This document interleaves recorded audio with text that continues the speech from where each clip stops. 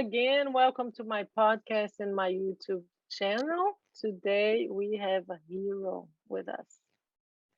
We have Sgt Q. That's how he's known. His name is Aaron Quinonez. He went to Iraq, and we're going to talk about his journey of how he actually overcame his mental illness, and he found ways to deal with it in a healthy manner, and it became his mission. So we're going to talk about this, and we're going to talk about the fact that he did think about suicide and he was planning, but thankfully he didn't do it. He turned his life around, and he's here to help us talk to veterans like him and to those who are struggling with suicidal ideation. And also, Aaron, we were talking about this before the interview started, to help those who lost loved ones to suicide, and maybe they were in the military and they don't understand. So I'm hoping that this conversation will enlighten and will help them understand maybe what was going on with their loved ones. So thank you, Aaron, for being here with us, Sgt Q. Thank you for being with us, and thank you so much for your valuable service. Thank you very much, Paula. I appreciate the opportunity to be on your platform and share my story with others and be able to give them a little bit of hope that where they're at right now, is not where they're always going to be. That pain and maybe that depression or anxiety that you're feeling right now, that's not where you're always going to be. Life does get better, and you can make it through it. Yeah, and it does, but it doesn't feel that way, does it, when it's happening? And you know No, that. it really doesn't feel that way at all. It feels very hopeless. And so there was a study that I read by John Hopkins University back in the night. So this is in the 1950s. Okay, so you couldn't get away with doing this stuff now because you have YouTube and you have TikTok and you have PETA. But this is 1950s. So if you're a little squeamish, this is what they did.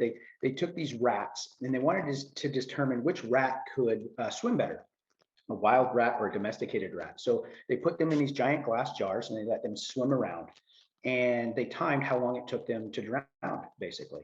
And it only took them a couple minutes, and the rat would nose around the edge and realize that there was no hope of escape. And so they would just dive down to the bottom of the jar and they would drown. And the scientists were really perplexed by this because they knew they could swim better. So why were they just giving up? So they decided to redo the study. And so they put rats back in those same jars and they let them swim around. Exact same thing happened. After just a couple of minutes, they would realize there was no hope of escape and they would dive down to the bottom. But during this experiment, they would rescue the rat out. As soon as they dove to the bottom, they would rescue them out. They would hold them, they would pet them for a while, and they would let them recover. Then they would reintroduce them right back into that same water. Now, something remarkable happened. When they reintroduced them into the water the second time, they would swim for hours and sometimes even days before their body would. Because there was hope. Yes. Oh my goodness. At the end of the study, they determined this, that in the absence of hopelessness, the rats did not die. It was that small injection of hope into the rat's life that made them swim longer than anybody ever thought possible.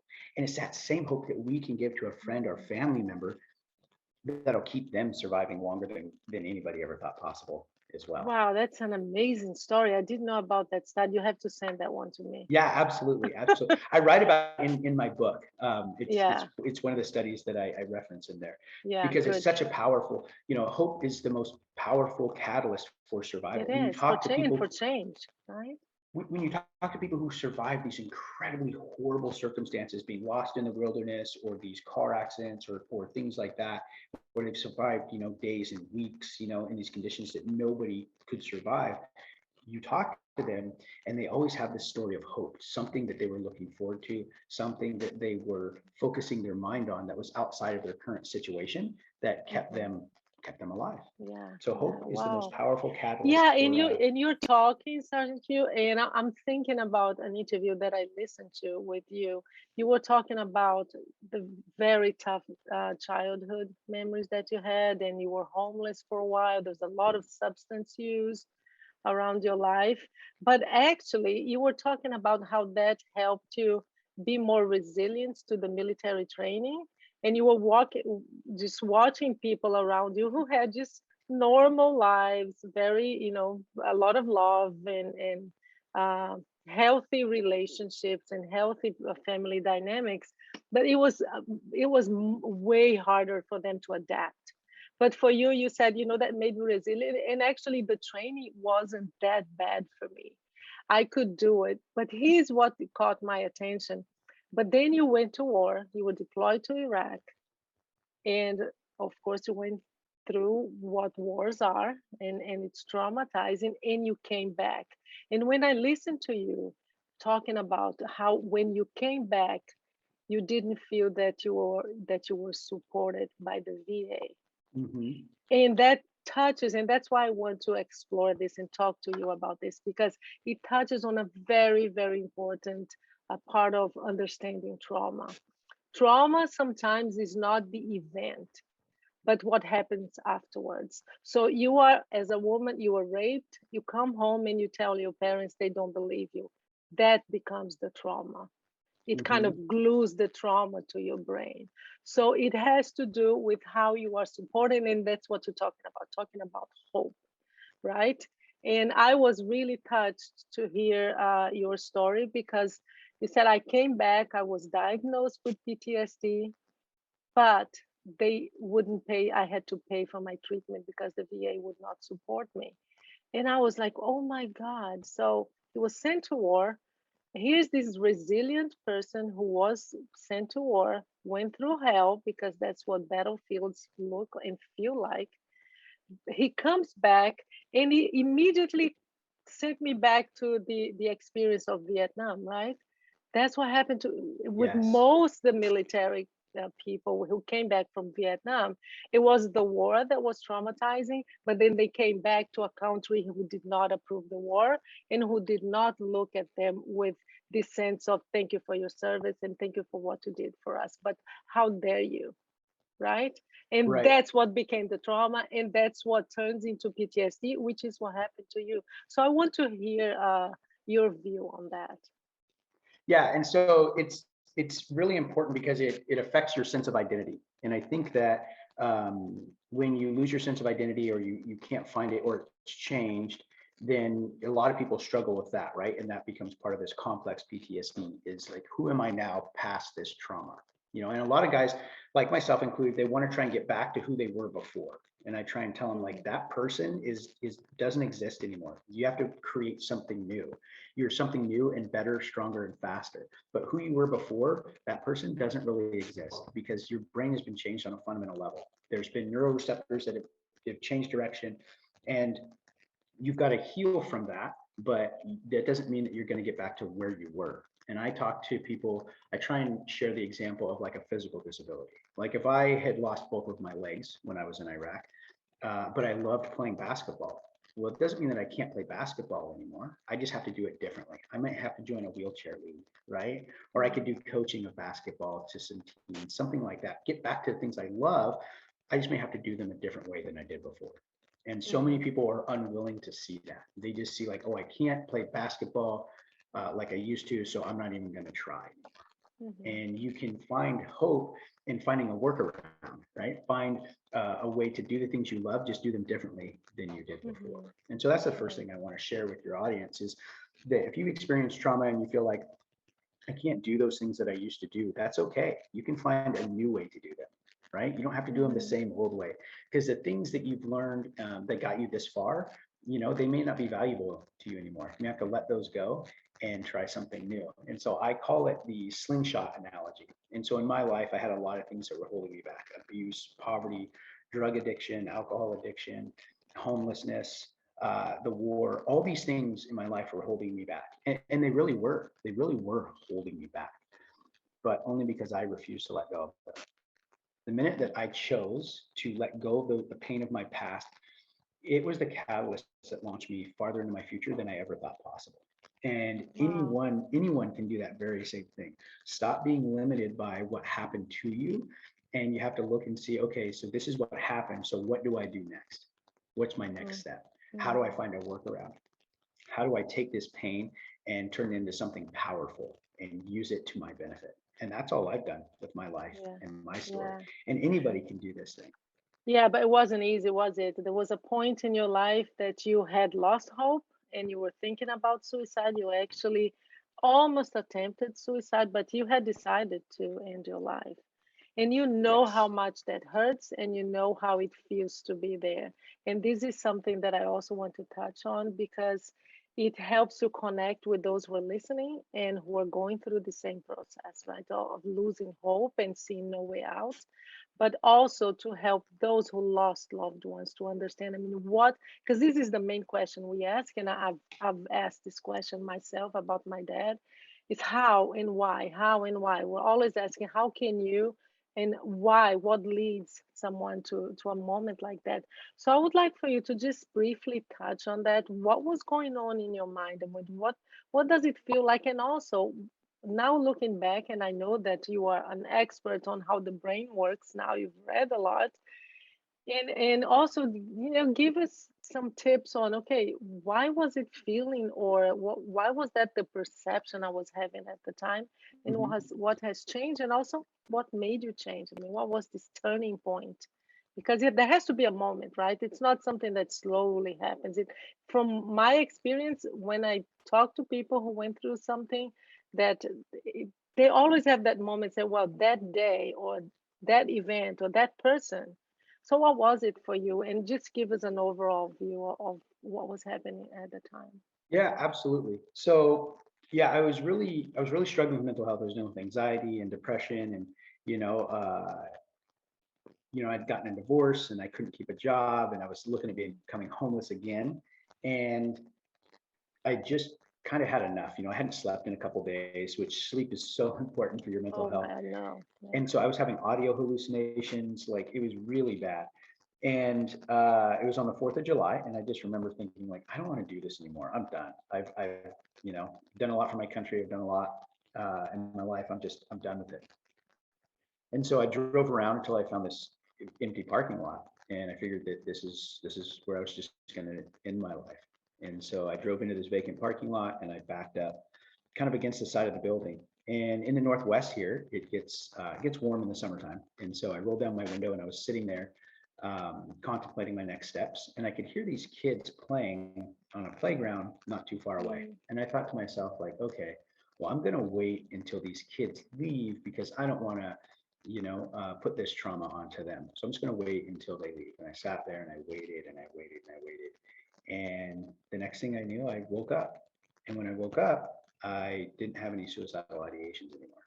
And so I thought, okay, Wow. well, that's weird. And I just kind of drove out of there. A couple of days later, I got invited to go to church by a friend. And when he gave me the address, I was like, I'm not into religion. Like, not my thing. No thanks. But I remember waking up one Sunday morning and I was like, I'm gonna go check out this church thing. I was a little hungover, to be completely honest. And I was like, I'm gonna go check out this church thing. And so I drove to the address. And I'm not kidding you, I drove right back into that very same parking lot that had It almost was the ended my same life in. place? Same exact place. Wow. And so it was a very surreal feeling to drive back in, being like, whoa, wait a minute. This is strange. And I didn't know what was going on. I didn't know who God was. I didn't have a relationship with Jesus. But I knew there was something there. And so I started going and I listened to the pastor, and I just, it was like he was reading my mail because he was talking about feeling lost and alone and hopeless. And I'm like, this is me. Like, okay, I'm in the right place. And so he does the altar call, and I go up there and I'm like, okay, I gave my life to the Lord and everything's going to be okay. But it wasn't. Guess I was what? It still, didn't.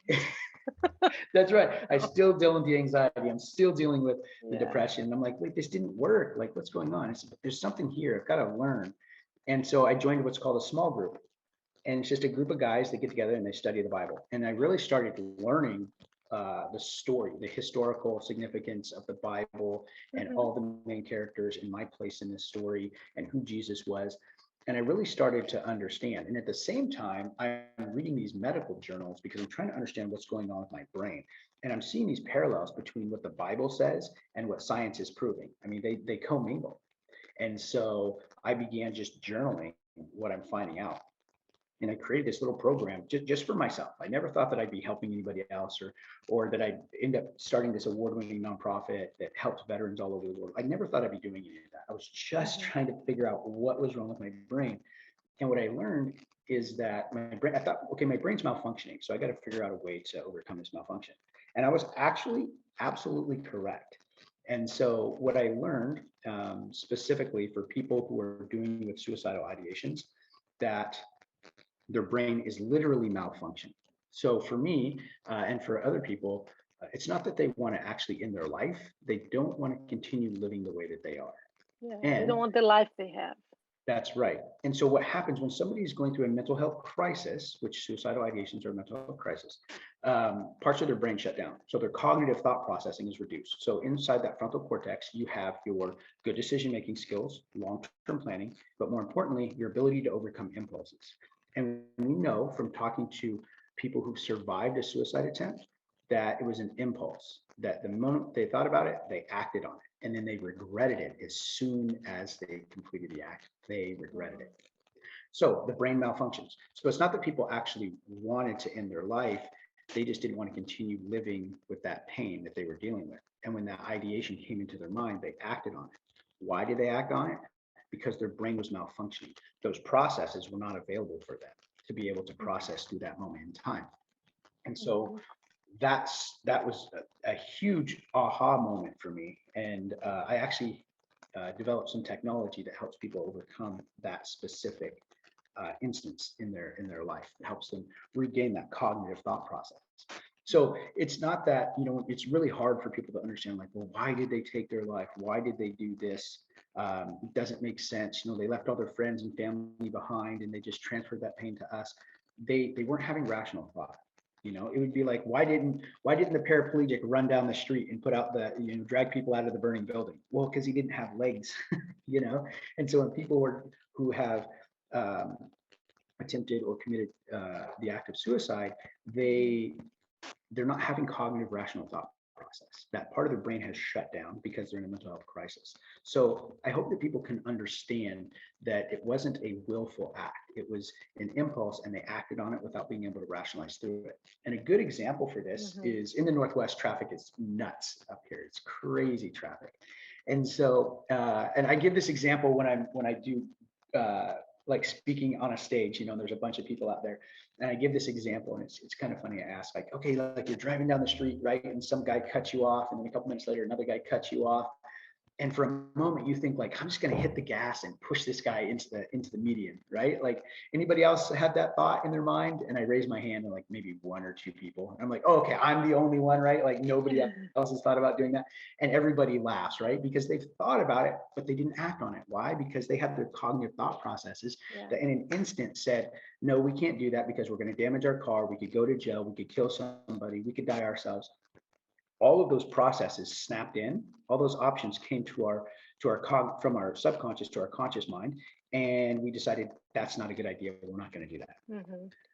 But when you're in a mental health crisis, that top level functionality is not there, and so then we take that and we try to help people understand that they're just dealing with that mental health crisis, and those faculties aren't available to them. And that can change, right? Absolutely. Yeah. Absolutely. You can definitely learn how to overcome those things. And that's basically what I teach now throughout the world. Yeah. Let me ask you something, because one of the things that you talk about, and that's actually the title of your book, right?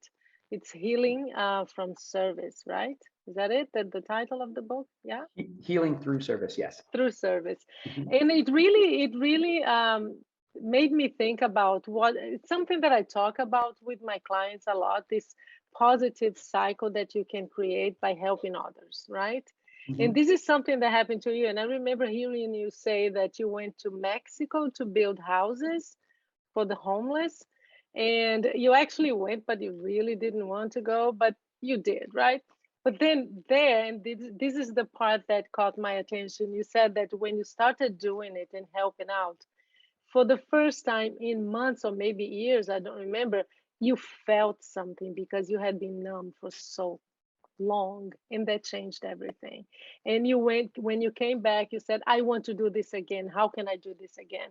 And this is such a great message to pass on, because we often think about helping ourselves. How can I help myself? How can I uh, do something for my own healing, for my mind, for my mental health? And that's important, of course, but such a huge part of it can be helping others. So I wanted to talk a little bit about that.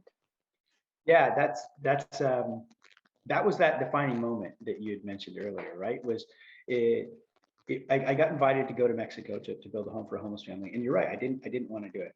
I did it really begrudgingly, but I did it.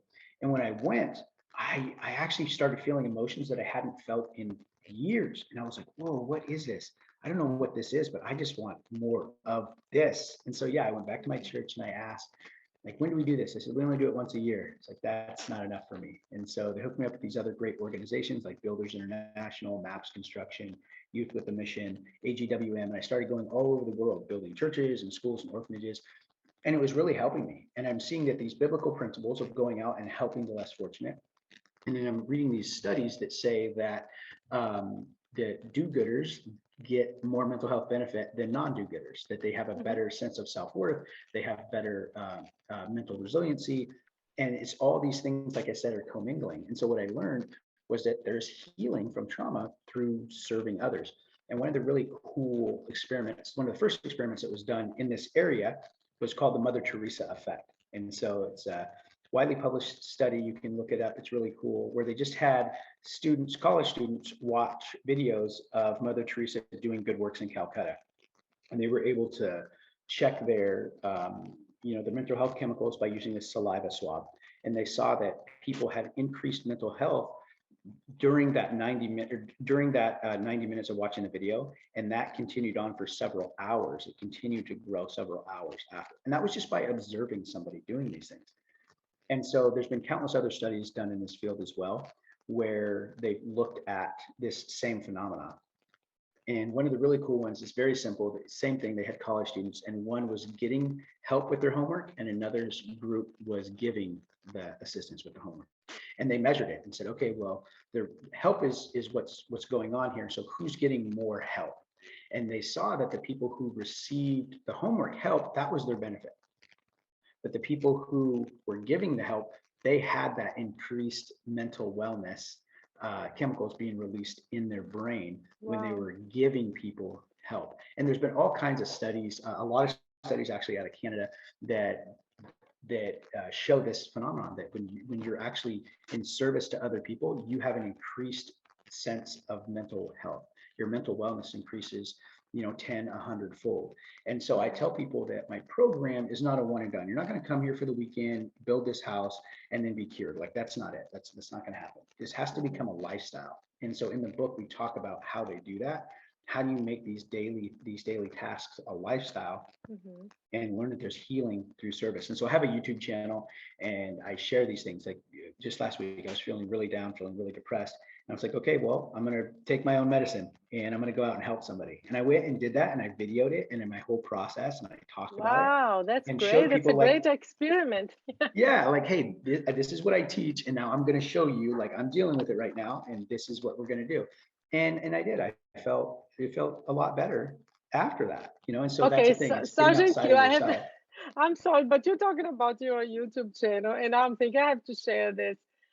You have a video that I really recommend everybody watch, and it's you giving a very valuable, unbeatable tip on how to overcome depression and anxiety. Go to Amazon and read hot sauce reviews.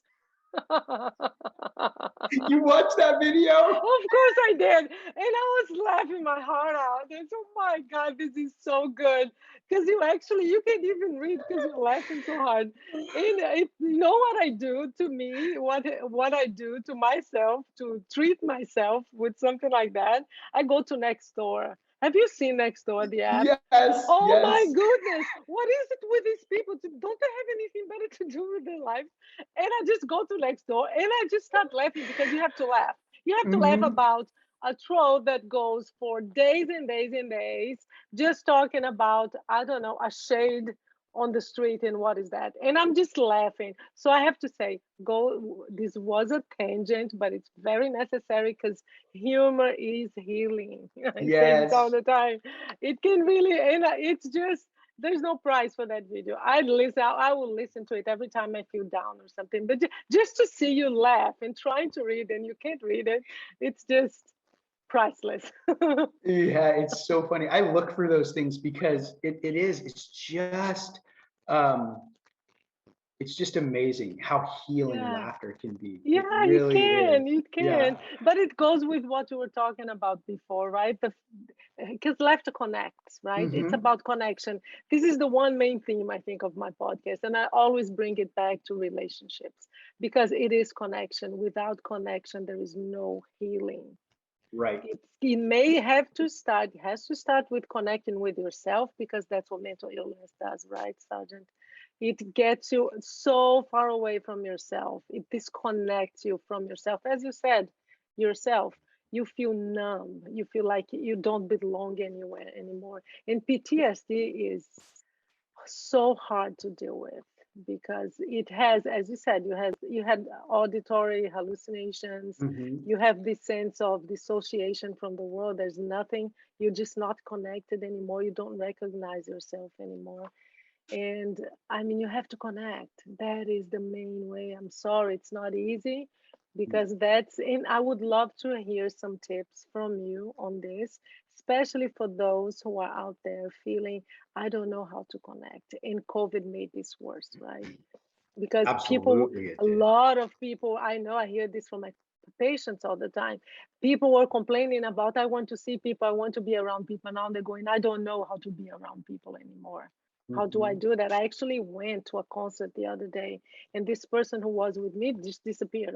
So what happened? And after the concert, I went, no, no, I just stepped out of that. It was just too many people. And this is a person who used to go to concerts all the time and just said, no, I just can't be around that many people anymore, I think.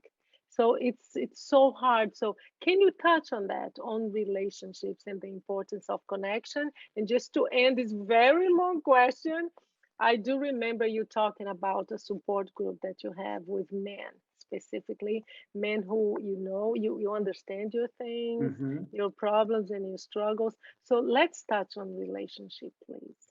Yeah, absolutely. And so I want to give this example. It's people don't realize that, especially veterans, right? They leave the battlefield and they think that they've really left it, but they haven't. I tell them that when they wake up and they put their boots on the ground, they're still on a battlefield, but it's the battlefield of the mind. And that's not just veterans who are dealing with this, it's anybody who's experienced trauma in their life. And there was a study that came out in 2019, so pre-COVID, and it said that 67% of men in America admit to having a mental health crisis in their lifetime. Wow, So, 67. so think about that. 67% of men who are notoriously tight-lipped about mental health are saying, I'm struggling. Now, that's 2 out of 3 men in America are admitting it. So imagine how many didn't. Now they didn't study women in this study, but you can assume very similar numbers for that. And so that means we're all going to be dealing with this at some point. So we need to start talking about it so we can reduce the stigma, and we need to start finding solutions so we can help ourselves and help one another. And one of the great ways to do that is to have that small group of people that you know and trust that can help you when you're struggling, that you can reach out to without fear of judgment, without fear of retribution, and just say, hey, I'm struggling today. I mean, I do that. And I have a very large janitorial company where I employ over 100 people here in the Pacific Northwest. I have an award-winning nonprofit, and I'm a published author, and I speak all over the world. And I still have my days that I struggle. And so there's a group of guys that I call and say, hey, man, I'm dealing with this right now. Not that you have to fix it, but I just got to let you know. Because anything that's in the darkness, when you bring it to light, the darkness has to flee. Because dark and light, they cannot occupy Coexist. the same space, right? And so I tell people this example here. um, everybody, even if you're not in the military, you can understand the idea of an ambush, right? It's where you're on patrol and the good guys are going on patrol, and then the enemy surprises them. And what they're trying to do is separate the forces, right? You separate, the people from their squad, and then you can maneuver on them, overwhelm them with fire, and end up killing them. Well, mental health trauma does the very same thing, where you have this intrusive thought. which causes you to have an overreaction about something. And then you separate yourself from your support network, right? You separate yourself from your squad. And then those mental health conditions don't get better, they get worse. They maneuver on you, they become more intrusive thoughts, they become anxiety, depression, and they can lead to suicidal ideations. And what that mental health condition is trying to do is maneuver on you, overwhelm you with those thoughts and feelings so it can kill you. And so we just have to use the very same battle tactics I use in the military to fight mental health. And so when you have that intrusive thought, the first thing that you do is you have to call it out. You have to say something to somebody like, hey, this is how I'm feeling in this. I don't know why, but this is how I'm feeling. You let people know. And then you can start what I call positive self-talk. And there's a doctor up here called, his name is Greg Jantz, and he's actually just up here by Seattle, and he runs what's called the Center of Hope. And all he talks about is this idea of positive self-talk and how it creates mental resiliency. And so having that ammunition basically stored up to where you have that intrusive negative thought, and then you can combat it with these positive thoughts, because we all have what's called a negative bias in our brain, which means we weigh negative thoughts 6 to 7 times higher than a positive one. So for every one of those negative intrusive thoughts you have to reinforce it with To 5, 6, or counterbalance, 7, right, Mhm. positive ones, right? That's how you're returning fire. Because in an ambush, when you get hit, you're going to return fire, and then you're going to call for support. So returning fire is that positive self-talk. And then you have to reach out for help. You have to call a buddy and say, hey, this is what I'm struggling with. And I tell guys in the military, like, if you were on patrol and you got hit in an ambush, would you feel embarrassed about getting on the radio and saying, hey, we're I in need help. contact with the enemy, Yeah. I need help? So you wouldn't be embarrassed by that. I said, so why are you embarrassed to ask now? I said, you didn't fight the war alone, so don't fight mental health alone either. And that's not just for veterans, but civilians as well. When something from your past comes back and it catches you off guard, and you have that little bit of tightness in the chest, and you feel uncomfortable, maybe sickness in your stomach, and you feel like you just have to get away from that situation, that's that trauma coming back to attack you. Mhm. And that positive self-talk that you have to create, you're not just going to think of it in the moment, you have to create these things. And Yeah. then reaching out to a friend, those are 2 things that you can really do that will help you create better mental resiliency and bring that squad mentality in that's so vital to your survival. And I'll end with this topic with this one study that was done by the Department of the Army. They did a 40-year-long study to determine why the US military was so formidable on the battlefield. Why do we win wars? And they narrowed it down to one single element: the squad. Because we fight in squads, which are these small units, we are more successful because every member of the squad values the squad over themselves. And therefore, they will fight harder and longer to stay alive because they don't want to let the squad down. And on the other side of that, every member of the squad knows that if they get pinned down or they get injured, that their squad is going to walk through hell to get them out because they're never going to leave a man behind. When we leave the military, we leave our squad. And so I try and reintroduce this squad mentality as an important and valuable tool to the individual's mental health. And I that's not love just for that you I veterans. love that you put these two together. You know, the language, the military language, but doing these metaphors and comparisons, it's great.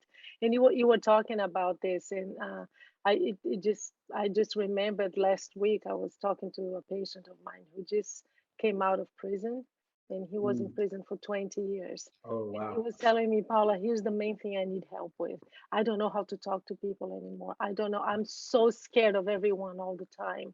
And I know it's not rational because that's what we do, right? We put it up to the brain. It's about Mm-hmm. intellectualizing. I know it's not rational, and I know that. So you don't have to tell me that. I know it's not rational. I said, listen, here's what's happening, and I explained what we just said, how the brain works. And I said, you were in the most hostile environment. Maybe only war can be more hostile than that. Hostile environment that can be, and your brain is all was trying to protect you and saying you got to be careful, you got to watch out for yourself. These people are dangerous, they can kill you, they can harm you. And this is what your brain did for 20 years. You've been out for a few months. It's going to take training again for your brain to understand, but you got to help your brain. You have to tell your brain that, you know what? Thank you. Thank you for your service, right? Thank you Yes. for your service. You really kept me alive. You helped me be alive. And here I am back in the world again. But this is not prison anymore. Right. I'm safe. So you have to retell your brain over and over because these were 20 years. You really expect to just come out and everything will be fine, as you said, Dr. Sergeant. Your old self is not you anymore. You come with all these past experiences, right? And you have to Exactly. repeat and repeat. And one of the ways, actually, it has to be done for new pathways to be created. You have to repeat the experience. So that Absolutely. experience of 20 years in prison, or for you in the battlefield and all the training you went through, you have to reteach your brain that this is not the situation anymore. And it takes time. So again, is what you said, no magic bullet, right? No magic pill. You're not going to take it's like your training.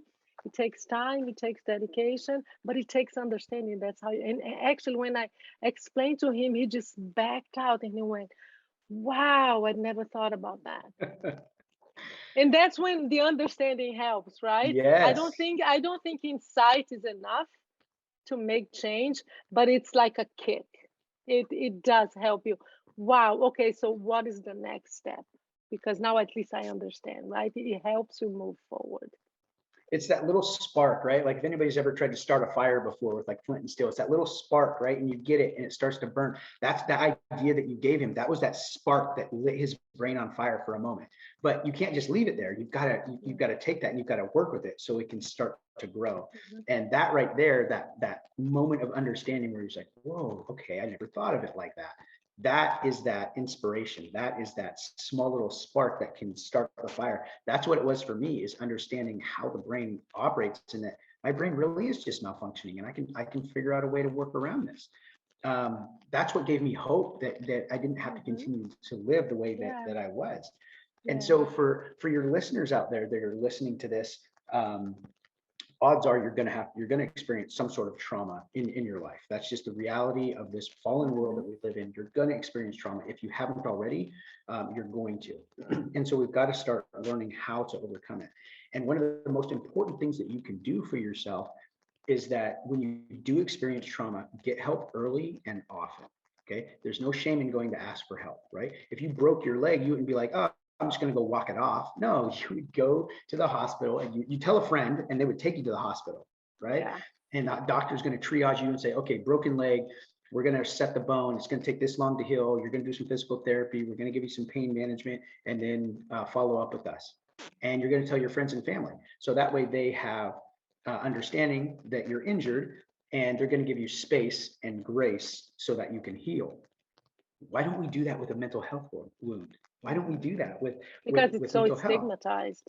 It Yeah. is, but it's the same thing, right? If we're dealing with a mental health crisis or we're dealing with trauma, we tell a friend, they get us the help, get us to the help that we need. That doctor is going to assess us. They're going to give us some tools, give us some treatment. Maybe they're going to give us some medication in the short term to help us through.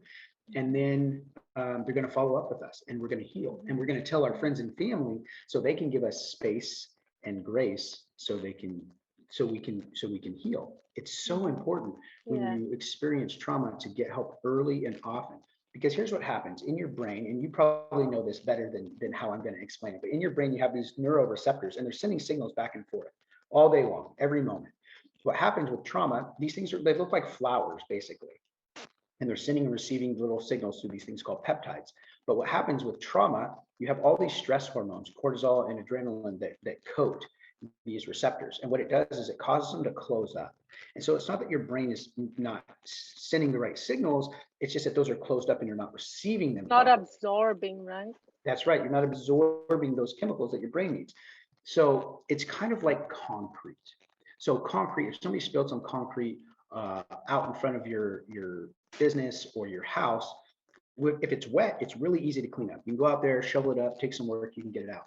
But if you allow it to dry, it's much harder to remove that concrete. You can do it, it just takes a lot more work and time and effort. It's the same thing with trauma. We see that if we can get to somebody who's experienced trauma within the first 6 months and get them into therapy and start Mhm. using these things, Yeah. these tools, that it's much easier to remove that Malleable. Yeah. chemicals from those receptors and get them to open back up. And it's much easier. Their healing process is a lot easier. But people who have dealt with this, pushing it down for decades, they've learned some very they've learned not helpful techniques to dealing with trauma, which Unhealthy. is like, Yeah. yeah, unhealthy, right? Yeah. Disassociation and pushing it Yeah. down and ignoring Yeah. it, right? And so you have to, it's not, it's not learning how to overcome PTSD a lot. It's unlearning the things that you've been doing that are not helpful. And Yeah. so Yeah. if you've been doing this for a long time, know that you can get better. It's just going to take a little bit more effort and work on your part, but you can get through it. And so I hope that Yeah. example speaks to some of Yes, it's your great. I audience love your here. metaphors. You're really good at making it easy for just the general public to understand things that are not very easy to explain. We know that it's not easy to find even a book that makes it's clear for easy read for everyone. But I want to touch on a last thing before we finish, and I do want to tell our listeners where to find you and talk about your book and all the work you do. But because I find it's very, very important. I know that those out there, when you're dealing with mental illness, there is this sense of victimizing, right? You're a victim of your disease, but you are the agent of change. And that's one of the things that you also talk about. It is your responsibility to go through this new path and to create these new pathways. So I know that it's hard, and I've been there. I had depression, and I know how hard it is to take the first step, but it's necessary, and it does depend on you. So it's about accountability too, right? Yeah, I tell people that the trauma you experienced is not your fault, but your Of course. healing is 100% your responsibility. It's not anybody else's. And so dealing with trauma, when I was writing my book, I finished it and I gave it to the publisher, and I was like, okay, I'm done. And she read through it and she said, I've been praying about this and I feel like there's one more chapter here that you didn't write. And I was like, how in the heck did she know that? I was like, well, yeah, there's this theory that I've been working on for a couple of years, but I haven't really like laid it out and wrote it out. And I didn't want to do it. So most Yeah. things, like I said, in my life I've done kind of begrudgingly. I didn't want to do it, but I did. So I wrote this additional chapter, which actually became the first chapter of the book. And I talk about this idea of the three mental health camps that most people will find themselves in. And so we have what I call the victim mentality, the denier camp, and then we have the silent majority. And so in the victim camp, I've lived in all three of these, so I know them very well. In the victim mentality, we just think that we're a victim of our circumstance, that these things happen to me and they always happen to me, and they take no responsibility for their life decisions, right? They're just a perpetual victim of circumstance. And we know people like this in our life, right? That they got fired again because they knew more It's about the always business than somebody their else. job. That's right. That's right. They knew more than their boss. That's why they're fired. No personal accountability. It's not that they showed up late and that they were arguing with their boss, right? And so we know that victim mentality. And I lived there for a long time. On the other side, on the right side, we have another minority camp, which is called the denier camp. These are people who don't believe that mental health is a real issue, that people just need to get over it. They just need to try harder. If they just prayed more. And what that does is that really stifles the conversation around mental health. And that's why we have such a stigma around mental health, because the majority of us, we live in the middle, which is the majority, but it's the silent majority. We're doctors, we're lawyers, we're physicians, we are business owners, we are pastors, we are mothers, we are fathers, we are sons and daughters who have all experienced trauma and mental health conditions, but we're too afraid to say anything because we don't want the people on the right, the denier camp, painting us as the people on the left, the victim mentality. And so we stay silent. But if the silent majority can stand up and start the conversation about mental health and say, hey, I struggle with mental health too, but I'm surviving and I'm actually striving. It changes the conversation for everybody, because for the people in the victim mentality, it gives them hope that they can do better and they can be better. And so it gives them hope. And hope, we already know, is the number one catalyst for survival and for change. And the people on the right, the denier camp, when somebody like me who has accomplishments under their belt and is out there living life to the fullest, and they say, well, Aaron, you deal with anxiety and depression, it changes what they think mental health looks like. But for the most important thing is it changes the conversation for the silent majority. it emboldens them to stand up and say, hey, I'm struggling too. And that's how we're really going to change this. It's us. It's the silent majority that's dealt with a mental health crisis or dealt with anxiety and depression.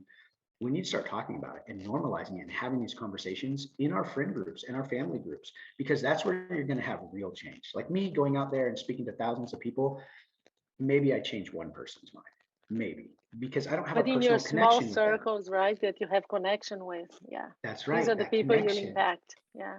Because they already value you as a person and your opinion, so they're less likely to discount what you say. And so Yeah. we do this thing on my YouTube channel, we call it Mental Health Mondays, where we talk about different mental health conditions and how to overcome them. And we have these different talking points to help you start the conversation in your own friend and family group around mental health. Mhm. Because I just want to share with you guys out there that may be struggling with mental health or suicidal ideations that, you know, it does get better. And I just look at my life, and if I would have ended my life early, um, Wow, what a loss for us. it it just, you know, there's it's really incredible that I'm actually sitting here, because I think that when we have suicide within our borders of our country and within the borders of our mind, that the biggest loss that we have is human capital. It's the loss of the mothers, fathers. It's a loss of the ingenuity of those individuals. Because if I would have ended my life early, I would have never gone on to raise two great kids that are now missionaries to the world. I would have never started a business where I employ over 100 people in the Pacific Northwest. I would have never started an award-winning nonprofit helping veterans all over the world, or published this book, or created this life-saving technology that's out there saving lives right now today. Mhm. And so for all of you that are struggling, um, there is hope, and you can Yeah. get through this. You've got to put Thank in the you. work. You've got to ask for help, but you can get through it. Yeah. And your story will be much like mine, where you can say, this is where I was, and this is where I am now. And you can help the next person. Wow, thank you so much, Sergeant. So, where can they find you and what can they find? I mean, what do you offer?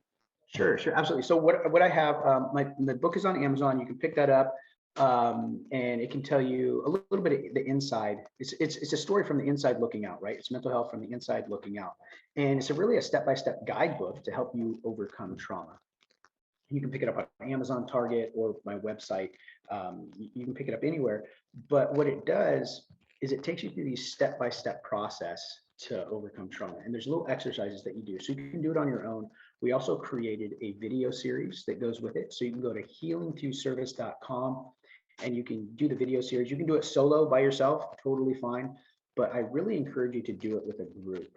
And so I teach these groups every quarter. So one starts actually today, where people will come online via Zoom and we'll go through the book together. It's a 6-week long series, and they'll read a couple of chapters, and we'll come together, and there's a video that we watch, and then we discuss these things, and then we come back a week later. And so we go through a 6-week long series to help people develop these skills and understand how the brain works, Oh, and so they can live a more rewarding life. One of the guys that went through my program in its early stages, his name's Patrick Wright, and he runs Operation Rebuild Hope down in Oregon, on the Oregon coast. And he went from being suicidal and on the verge of homelessness to now, 4 years later, starting and operating one of the most successful veteran homeless programs that Oregon has ever seen. wow. Talk about helping others, huh? It's healing through service, and he lives it out Yeah. every single day, and that helps his mental health. Doesn't mean he doesn't have bad days, but he gets through them. We all do, right? Absolutely. Yeah. So Yeah. healingthroughservice.com, you can find that information there, the video series as well. And you can connect with me at sgtq.net. So if you have an event or something that you want me to come and do some training, or speak at one of your events, I can do that. You can reach out to me at sgtq.net. So sgtq.net. Sergeant Q, thank you so much for your words. This has been amazing. Really, it will help and reach so many people. Thank you again for your service. And it goes on, right? You're still serving. Thank you so Absolutely. much. It's the mindset you have, and thank you for that.